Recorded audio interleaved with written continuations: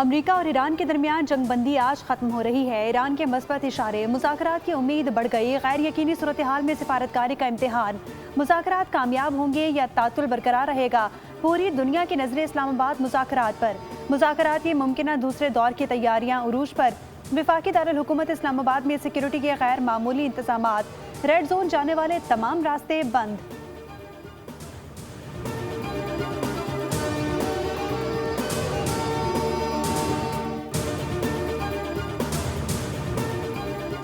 صدر ٹرمپ نے ایران سے ڈیل کی تو یہ سب کے لیے امن، سلامتی اور تحفظ یقینی بنائے گی۔ وائٹ ہاؤس نے ایران کے ساتھ مذاکرات کے تناظر میں ٹویٹ کر دیا، کہا کہ ٹرمپ امریکہ کو ایران کے ساتھ ایک اور تباہ کن ڈیل میں نہیں دھکیلیں گے۔ ٹرمپ نے ڈیل کی تو صرف اسرائیل اور مشرق وسطی نہیں بلکہ ہر جگہ امن ہوگا۔ وائٹ ہاؤس کے مطابق ٹرمپ کی ڈیل یورپ، امریکہ سمیت ہر جگہ امن، سلامتی اور تحفظ کی ضمانت دے گی۔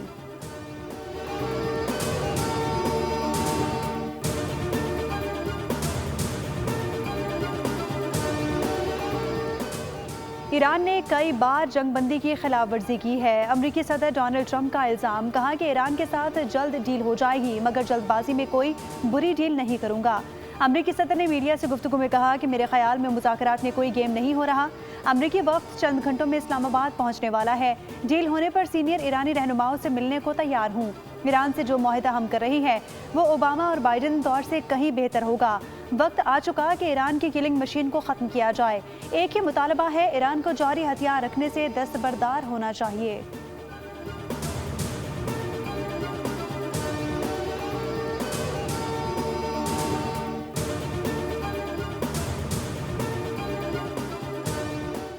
دھمکیوں کے سائے میں مذاکرات کسی صورت قبول نہیں۔ اسپیکر ایرانی پارلیمنٹ باقر کالیباف کا دو ٹوک پیغام، کہا کہ ٹرمپ مذاکرات کی میز کو ہتھیار ڈالنے کے میز میں تبدیل کرنے کی کوشش کر رہے ہیں۔ آبنائے ہرمز کی ناکہ بندی اور جنگ بندی کی خلاف ورزی کر کے صدر ٹرمپ خود فریبی کا شکار ہیں۔ کالیباف نے واضح کیا کہ مذاکرات کی میز پر دباؤ کے حربے سے نتائج نہیں ملتے۔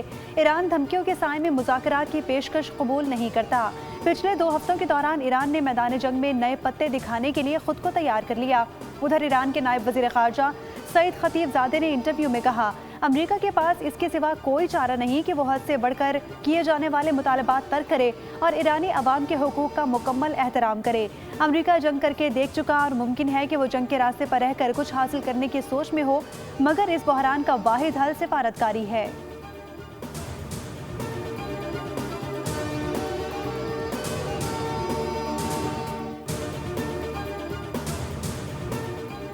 امریکہ بحری جہاز کے عملے کو فوری رہا کرے۔ ایران نے مذاکرات ناکہ بندی کے خاتمے سے مشروط کر دیے۔ ایرانی وزارت خارجہ کے ترجمان اسماعیل بقائی نے کہا، ایران سے مذاکرات میں امریکہ سنجیدہ نہیں۔ اگر ماضی کی غلطیاں دہرائی گئیں تو ایران فیصلہ کن انتقامی کارروائی کرے گا۔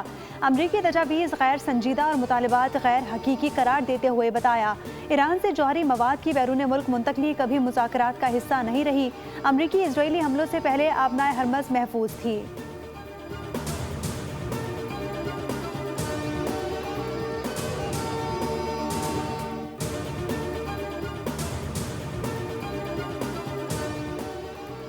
ایران نے امریکی بحری ناکہ بندی اور تجارتی جہاز پر قبضے کے خلاف اقوام متحدہ میں باضابطہ شکایت درج کروا دی۔ تہران نے اس اقدام کو غیر قانونی اور بین الاقوامی قوانین کی خلاف ورزی قرار دیا۔ ایران کا دعویٰ ہے کہ جہاز پر قبضے کے دوران ملاحوں اور ان کے اہل خانہ کو ڈرایا دھمکایا بھی گیا، جو کہ عالمی انسانی حقوق کے منافی ہے۔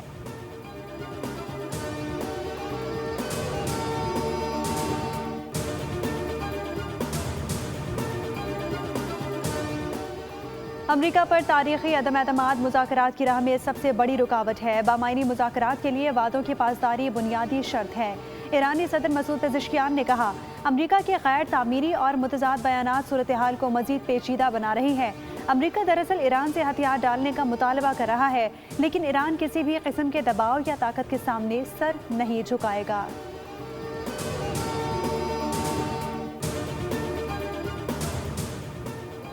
نائب وزیر اعظم اسحاق ڈار کا مصری وزیر خارجہ سے رابطہ، امن و استحکام کے لیے ڈائیلاگ پر زور۔ دونوں ممالک قریبی رابطے میں رہیں گے تاکہ موجودہ صورتحال میں مثبت پیش رفت کو یقینی بنایا جا سکے۔ ترجمان دفتر خارجہ کے مطابق دونوں وزرائے خارجہ نے خطے میں امن اور استحکام کے لیے مکالمے اور سفارتکاری روابط کی اہمیت پر زور دیا۔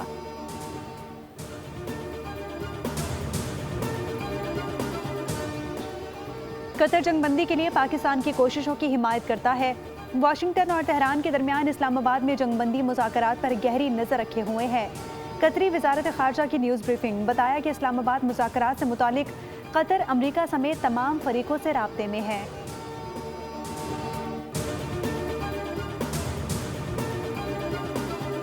اللہ پاکستان کو عزت دے رہا ہے۔ 1998 کے بعد آج دنیا بھر میں سبز پاسپورٹ کی عزت ہو رہی ہے۔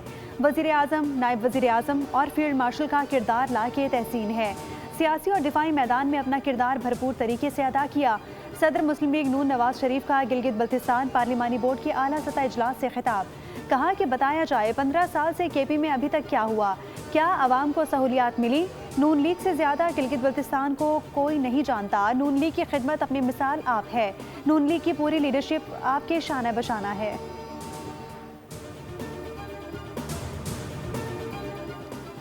وزیر اعظم شہباز شریف کی زیر صدارت اجلاس، پبلک پرائیویٹ پارٹنرشپ کے ذریعے ترقیاتی منصوبوں میں تیزی لانے کی ہدایت۔ وزیر اعظم نے کہا، نظام کو مزید شفاف اور مؤثر بنایا جا رہا ہے۔ متعلقہ وزارتوں اور محکموں کی استعداد میں بہتری لائی جائے گی۔ اجلاس میں مجوزہ نئے نظام کے خد و خال پر بریفنگ دی گئی۔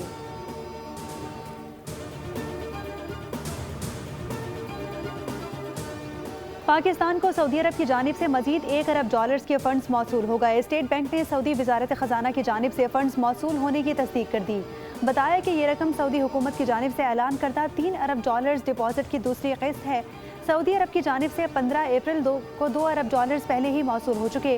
دوسری جانب حکومت کا عالمی مارکیٹ میں $25 کروڑ مالیت کا مزید یورو بانڈ جاری کرنے کا فیصلہ۔ یورو بانڈ کو مجموعی طور پر اجرا $1 ارب لے جانے پر غور کیا جا رہا ہے۔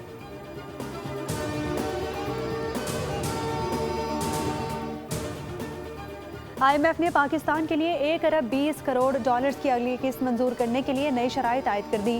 بجلی اور گیس کی نرخوں میں اضافہ ناگزیر قرار۔ خصوصی اقتصادی زونز کے مراحت ختم کرنے کا فیصلہ۔ نیب قوانین میں ترامیم اور ٹیکس نظام میں سختی بھی شرائط میں شامل۔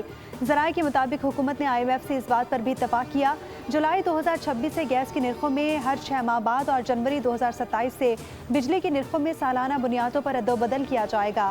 سی پیک کے تحت دی جانے والی تمام مالی مراحت بھی 2035 تک ختم کر دی جائیں گی۔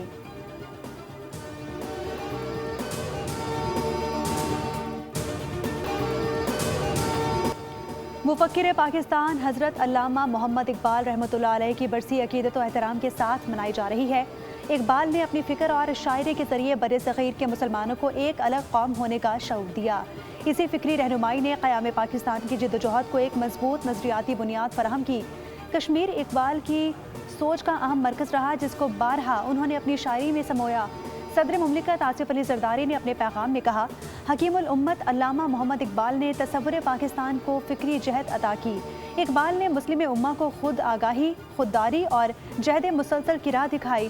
ان کا کلام آج بھی عدل و انصاف، امید اور امن کا زندہ استعارہ ہے۔ قائد اعظم کا ویژن اور اقبال کی فکر آج بھی پاکستان کی منزل اور رہنمائی ہے۔